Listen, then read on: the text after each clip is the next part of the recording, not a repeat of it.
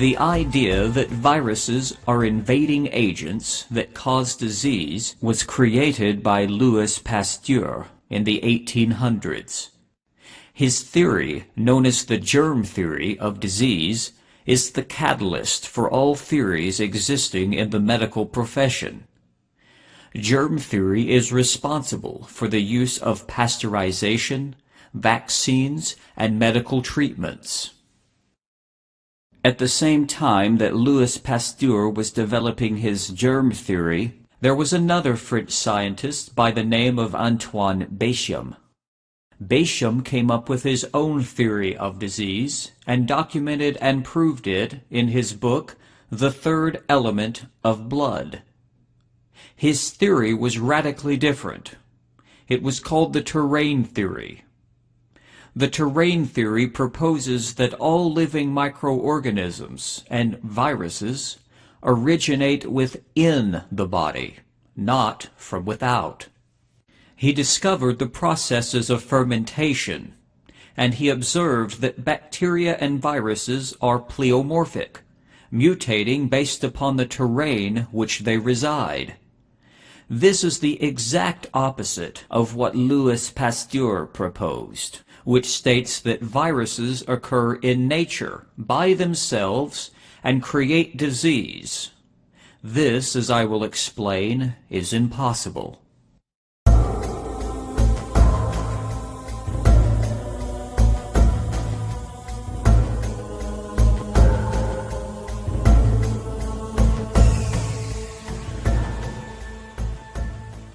Viruses originate only in the presence of a living cell. However, science also says that viruses can occur in nature. So which is it? Viruses must have a cell in order to replicate. Science has admitted this. However, they are manipulating the people into believing only partial truths. The truth is that viruses are created in their whole form within the cell. They do not come from outside the body. They come from within the body. Viruses occur in the body as a result of systemic toxicity, not because the body has been invaded by an external threat.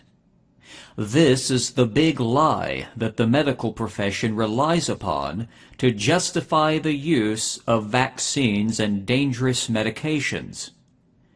Without the false germ theory to rely upon and the contagious myth that is so brainwashed into people, the medical profession would have nothing to stand on and would topple like a house of cards.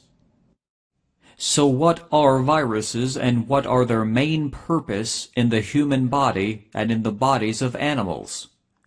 Viruses dissolve toxic matter when tissue is too toxic for living microbes to feed upon without being poisoned to death. Without viruses, the human body would not be able to sustain itself in the face of systemic toxicity. Since viruses are not alive, they do not know how to infect a cell on their own. They do not have a nucleus. They do not have respiration or a digestive tract. They are not alive. Therefore, viruses must have an assisting and guiding agent to accommodate their behavior. These are called antibodies. Importantly, it must be understood that viruses do not infect cells to invade the cell and replicate. Science would have you believe that viruses replicated in nature by themselves. But we know that viruses cannot replicate unless in the presence of a living cell. Therefore, how could a virus replicate itself when a virus is not alive and does not procreate? Science has claimed that a virus has indiscriminatory actions. This means the virus is supposed to be invading all cells in the body equally. But this is not the behavior that we observe. The reality is, viruses are very specific, and they specifically dissolve specific tissues in the body. They do this with the assistance and guidance of antibodies. The virus contains the RNA and DNA necessary to dissolve specific tissues, and it acquires this from the energies of the cell. The cell has DNA. DNA is an energy form. Our bodies are not computers. We do not code. That is another mischaracterization of the human body. Energy exists in all cells and agents in the body. Cells will create the virus, therefore the cell will impart its own energy into the virus, which allows the virus, with the help of antibodies, to specifically dissolve tissue, waste, and debris. Viruses float in free suspension after they have left the cell. This is the nature of zeta potential. This is a law of the universe that keeps objects in free suspension, repelling or attracting themselves away from each other. This is an electrical energy charge known as static electricity. If viruses were not discriminatory and specific agents created by cells, we would observe everyone who gets infected with viruses all have the same level of sickness. But this is not what happens. This is a direct contradiction of virology itself, because if viruses are contagious agents that come from outside the body, the virus would not care what level of health of the immune system or of the body that person had. Now science would have you believe that viruses contain all the necessary tools to infect each region, tissue, and organ in the body. In the human body we have many viruses. If I drink alcohol to excess for long periods of time, I may develop hepatitis. According to science, I would have had to have caught hepatitis, if we are to go by the logic of virology. Why would the body create hepatitis virus in the liver? Because the cells in the liver are attempting to cleanse the liver and themselves of toxicity to restore and reverse a toxic liver condition. Now it has been shown that there are over 320,000 virus variants inherent to Earth and nature. Thousands of those exist within the human body, and they exist in the form of a blueprint. The blueprint exists in the genome. Now the genome will direct the cells of the body what type of protein to manufacture. For example, if you have a damaged liver, it's going to call upon the hepatitis blueprint, and there are 3 types of hepatitis virus. The cells in the liver will therefore manufacture what they deem necessary. Depending upon the liver toxicity, you may need hepatitis A. You may need hepatitis B or C. It depends on the level of toxicity. Each virus is more or less the same in this regard. They all cleanse the liver and dissolve degenerated tissue. The level of symptoms that you will experience depends on the level of toxicity. When you have a high amount of toxicity, it will require you to have more viral activity. Thus, the breakdown of viruses means that you are going to experience a higher level of symptoms. You're going to feel more sick. Now, the reason that people experience symptoms with viruses and bacteria is because when these break down the degenerated tissue and waste, the body must eliminate what they break down. So how does the body do that? The body will eliminate 90% of toxins through the skin, and the rest through the bowels, the mouth, and the mucous membranes. This means coughing, sneezing. The skin, we have all manner of skin rashes and eruptions. White blood cells assist this behavior. Let's look at acne for an example. You have a pimple. It is white or black depending upon the toxin involved. If it is white, it uses white blood cells. If it is black, it is using red blood cells, which usually is an indication of too much iron. And it is a specific type of iron, the type from supplements which the body cannot utilize. White blood cells assist the action of expelling toxins, which are crystalline in nature, like a shard of glass that ruptures out through the skin. Now the white blood cell helps neutralize this behavior. It tries to help push it out of the body. This is the behavior of all infection. It is always the body trying to expel toxins or foreign debris from inside the body.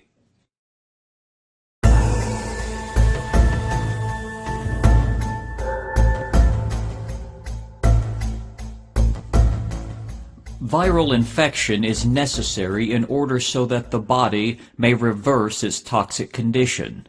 But in people that have a suppressed immune system, their body cannot deal rationally with large amounts of virus breaking down toxic waste products, and therefore they may become sick and die.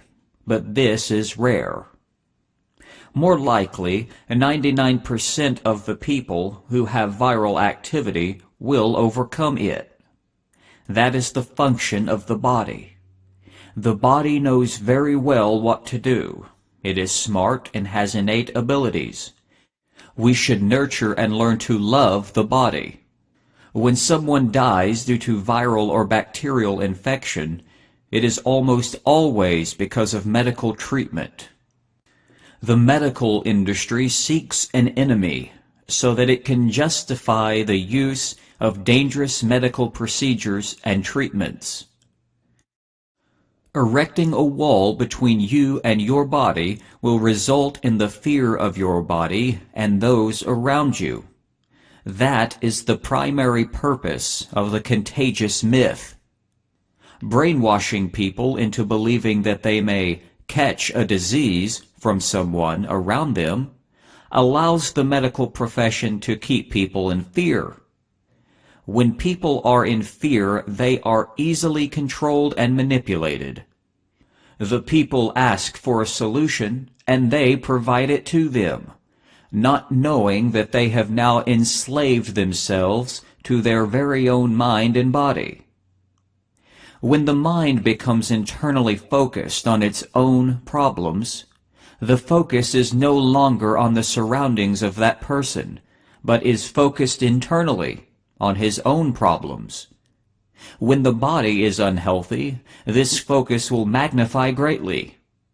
When a population is too concerned with their own ailments, they will have no concern for the exterior problems.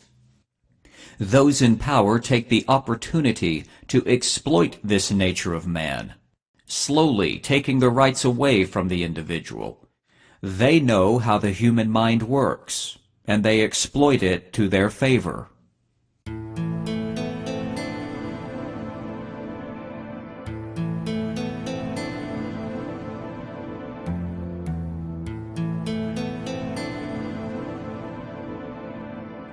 Viruses and bacteria are cyclical in the body. The body is on a cycle, therefore viruses are on a cycle. Just like the weather is on a cycle, so too is the body. When toxic accumulations reach its highest point in the body, the bursting tide can no longer be held back. This may occur due to seasonal changes, climate changes, and temperature changes, stresses, strains, and worries. The changes in the seasons signals the body to dump large amounts of toxin accumulations into the blood. When toxins enter the blood system, bacteria must proliferate in order to break down and eliminate the toxicity now in the blood. However, if the microbes become poisoned to death due to the toxic nature of what is in the blood and what has accumulated in the body, The cells will create and manufacture viruses that are non-living protein solvents. They are protein structures. Viruses come in and break down the matter. They eliminate it so that the body can restore homeostasis. Without viruses, the body would have no recourse to cleanse itself and would die of toxicity. The nature of viruses must be understood. Viruses are not alive. Viruses are not contagious, and I will explain why. Viruses cannot be transmitted between people. Viruses originating outside the host cell cannot infect another host. The virus will not have the necessary RNA or DNA to infect other cells. Cells will not be infected by foreign debris, and that is exactly how a foreign virus is treated by the body. Because the body cannot recognize the virus, since it does not have the key or time to its activity. As a result, the virus is treated as foreign debris. When you inject animal viral tissues, the body does not recognize it, because it did not originate within the cells of your own body. Likewise, if a virus is transmitted through the air somehow, the virus will not be recognized in this way either. We also have the functions of the mucous membrane. When mucus is observed under a microscope, it exhibits a weave pattern. This weave pattern helps filter out foreign debris. If I was somehow able to manufacture viruses in a lab by the trillions, enough to be able to spray it on a large population, this would still not spark the virus that I intended to create in the victim. However, if you are breathing this mist in, it is a foreign contamination, which the body must break down. In those cases, if it is toxic enough, the body will manufacture a respiratory virus. This is in order to break down the toxicity and eliminate it. If we look to China as an example, we can see that the air pollution there is so toxic that people have to wear masks in order to protect themselves. You can imagine, after breathing this in for an extended period of time, you are going to develop a respiratory illness. It just so happens that coronavirus is a respiratory virus. Coronaviruses have been around forever. If you have ever had a cold, it's likely that you have had a coronavirus at one point or another in your life. Coronaviruses are not new. However, the media has hyped it up and tried to convince the mass ignorant sheeple that it is new and dangerous. If we look to Italy as an example, we can see that Italy has one of the highest pollution rates in all of Europe. Therefore, you have a population there that is going to detoxify their bodies, and they're going to do this all at the same times. As I explained, viruses are cyclical because the body is cyclical. Toxic accumulations take time to build up, and they build up in the majority of the population at the same time. Therefore, the majority of the population will release their toxic accumulations around the same times as well. This behavior is what I call the illusion of viral activity. This can be exploited by those in power because the person that is observing this believes incorrectly and out of ignorance that it is contagious. But this is simply not the case.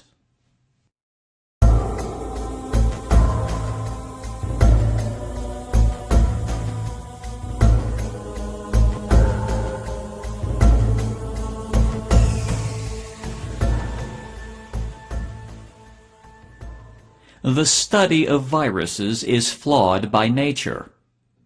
In order for them to be observed in laboratories, viruses must be cauterized and taken and dried. This is called irradiation. This also takes the moisture content out of the virus.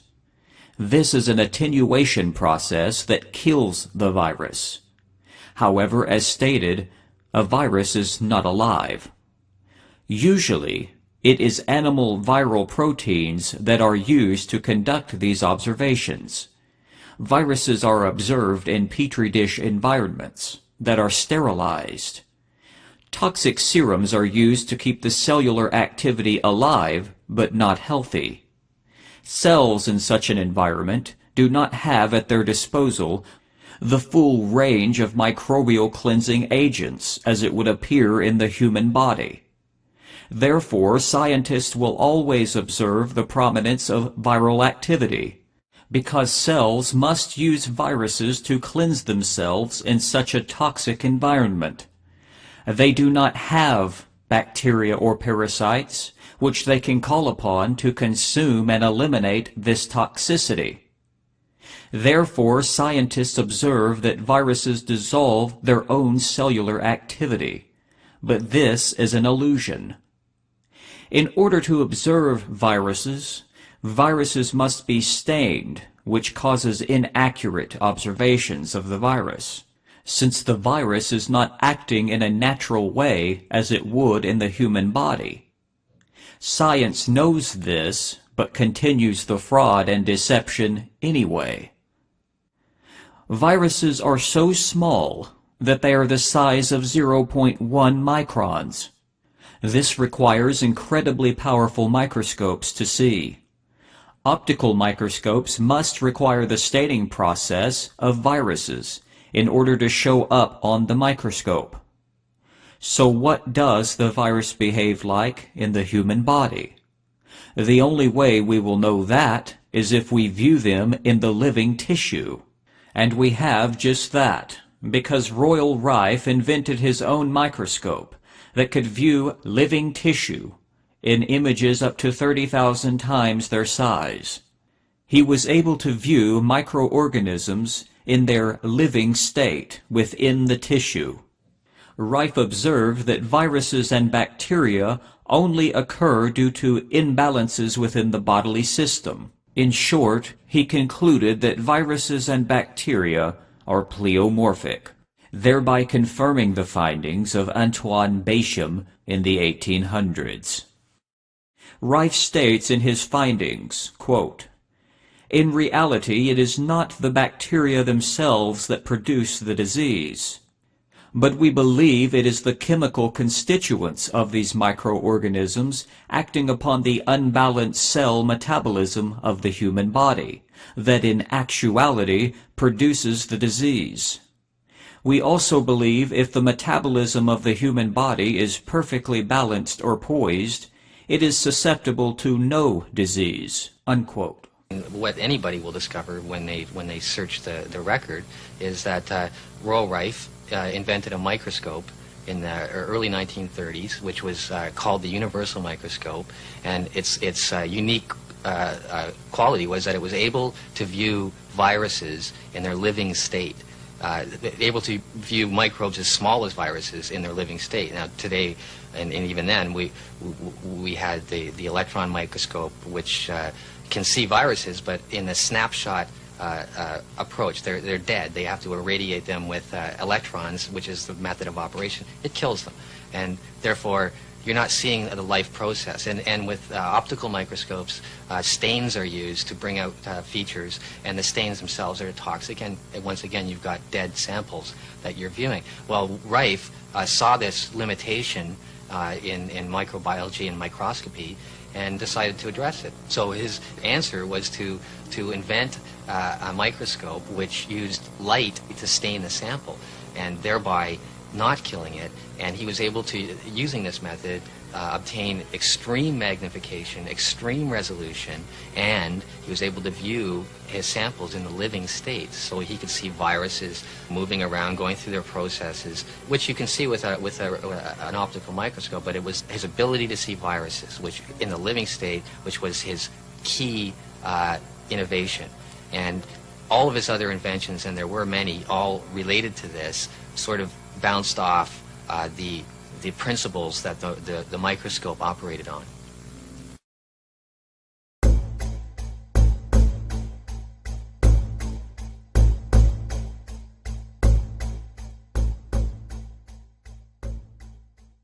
Viruses cannot cross species for a number of reasons.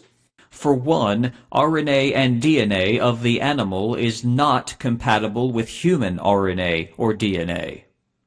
According to science, they claim that animal viruses can be transmitted to humans. But the human body does not manufacture and replicate animal cells and tissue. We are humans, and when we eat animal flesh, it is converted in the stomach to human tissue, which we use for our own needs, to build muscle, for example. The only way to get animal viral tissue into a human body is through injection. Only then can animal tissue be observed in the blood. Therefore, the supposition that AIDS came from a monkey, or that coronavirus came from a bat, or that Ebola was caused by a bat, this cannot occur in nature. Now ask yourself, why is it that only in the past 40 years have these viruses occurred in nature? Why didn't they occur 1,000 years ago? Why didn't they occur 200 years ago? These viruses would have occurred in nature long before now, if what science is saying is true. It is impossible for animals to transmit viruses to humans, and it is impossible for them to transmit it between themselves. It is also impossible for humans to transmit viruses between themselves. The body does not recognize external viruses. Viruses have to be created by a cell in your own body and contain the necessary RNA or DNA given by your cell. There is no such thing as a majority viral strain. Every body is going to have a different strain because the body creates the strain for its own usage. Quoting from The Poisoned Needle by Elnor McBean, 1956, nutritional and medical doctor. Quote, "During one of our most widespread polio epidemics in 1949, contraction of polio by definite contact with other victims of the disease was not established in an elaborate study made by the New York State Health Department. The United States Public Health Service in its studies also found the same negative answer during succeeding outbreaks of polio. In short, they learned that the disease was not contagious." Time magazine commented on this unexpected revelation of these surveys by remarking that, quote, "when and where people catch polio remains a mystery," unquote. The supposition that viruses entered through the mouth and nose led the experimenters to make exhaustive tests on both animals and human beings, mostly prisoners and orphans in institutions. They were exposed by close association to polio patients, and their throats and nasal passages were frequently swabbed with matter from the patients that was supposed to contain viruses. No polio was produced in this way, and about the only noticeable after effects was that the subjects of the experiments lost their sense of taste and smell due to the damaging effects of the poisons in the serum that was used on the swabs." Unquote.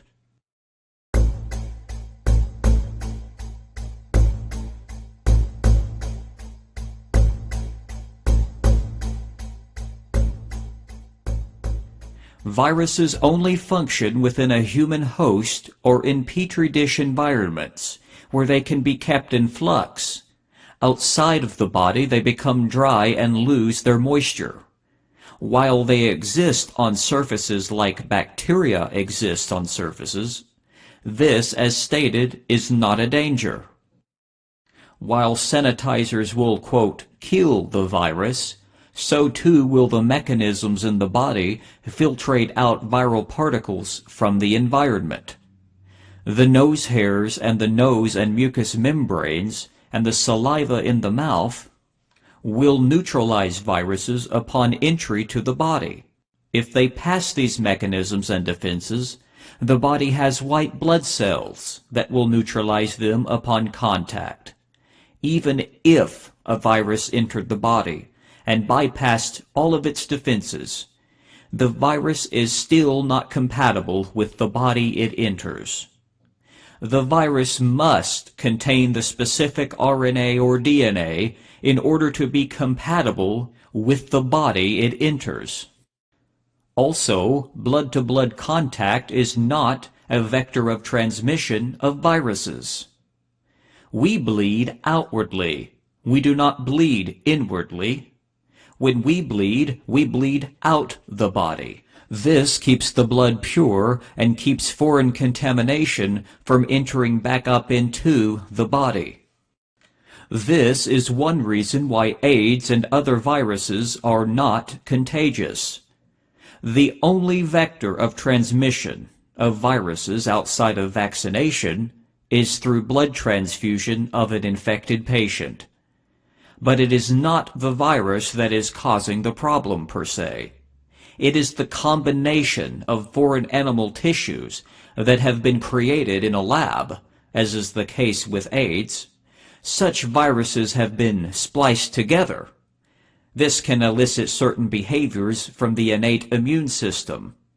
This is the primary reason for why vaccines take so long to create. They are trying to provoke just the right amount of immune irritation without killing the injectee.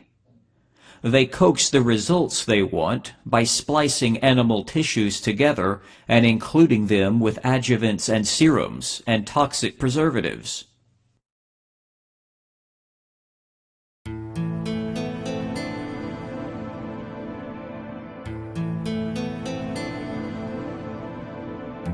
Coronavirus is a type of severe acute respiratory syndrome. It falls in the SARS family and has flu-like symptoms. Both SARS and coronavirus is caused by man-made environmental toxicity. Chemically toxic substances from the air are breathed into the lungs and respiratory system, wherein they cannot be consumed and eliminated by living microbes. Specific non-living viruses are then manufactured by cells in the lungs to disassemble and break down these substances. Mild flu-like symptoms usually result. The symptoms associated with their removal are what occurs during SARS. Such airborne toxic substances are caused by burning plastics, formaldehyde, and factory-tainted air, which encompasses a wide array of very toxic byproducts. Older individuals with already weakened immune systems are prone to more advanced respiratory virus detoxification and will account for most deaths. This illness may crop up in millions due to dense populations, like in China, who are breathing in such air on a daily basis. This does not mean it is contagious. It is not. More than 99% of Italy's coronavirus fatalities were people who suffered from previous medical conditions, according to a study by the country's National Health Authority. More than 75% had high blood pressure, 35% had diabetes, and 1/3 suffered from heart disease. Symptoms may be higher in one individual because they require more viral activity to occur to cleanse toxicity. The body has the makeup and manufacturing blueprints already in the genome and inside the cell to produce 320,000 different viral variants. The genome directs each cell what type of protein to manufacture. This includes viral protein structures known as viruses. Therefore, even small amounts of viral proteins can be found in times of non-cleansing if tissue is magnified like the PCR test does. Viral proteins must be converted by cells into whole viral structures, and then encoded to specifically dissolve specific tissues in and around cells. This is why we do not observe viruses attacking all cells in the body. They are very specific solvents that are discriminatory, not non-discriminatory, as science has stated. Coronaviruses are in fact real viruses. It is merely a type of cold virus. Not only can they mask the cases by claiming it is COVID-19, it could be any COVID strain and be able to be claimed as COVID-19, because there is literally no difference between COVID-19 and other COVID strains. And naturally, the test will not see the difference because there is not a big enough difference to note. Furthermore, the PCR test is observing genetic material left over from the virus. This means that if you've ever had a cold in your life and you happen to have had a coronavirus, it is very likely you will be labeled as a positive case, even though you are not experiencing any symptoms. There is always some level of viral activity in small amounts working in the body. It is only when large amounts of viral activity are called upon and working that you will experience symptoms. When viruses break down large amounts of toxic matter, that matter must be expelled by the body somehow. It must come out of the body. It uses mucus, coughing, sweating, skin excretions, and bowels to remove them from the body. If it is a respiratory virus, there will be respiratory symptoms to expel toxins from the lungs. Viruses are created in the following way. When toxicity has reached a point wherein it can no longer be held back by the body, mass amounts of toxins will be dumped into the blood system. In order for the body to get rid of these toxic accumulations now in the blood, bacteria come in to feed upon this matter as the first primary method of removal. The processes of phagocytosis play a role as well. Parasites and fungus are also involved in small amounts, depending upon the toxic nature of the substances. However, if the tissues are so toxic and the substances so toxic in the body, living microbes will be poisoned to death when they attempt to consume this matter. Therefore, the body must utilize another cleansing method to get rid of this toxicity. The body has viruses to accommodate this situation. In such circumstances, cells come together as a whole unit, conspiring to cleanse themselves and their surroundings of toxicity, to restore cellular tissues and fluids. This allows new cellular activity to thrive. In order for a cell to manufacture a virus, it does so in the following ways. First, the cell will call upon the viral protein already existing in the cell. The genome plays a part, and the cell will call upon the blueprint of whatever virus is needed and determined by the cell to cleanse itself and its surroundings.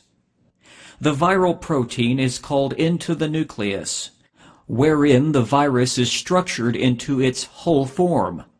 Before, all that existed was viral protein particles.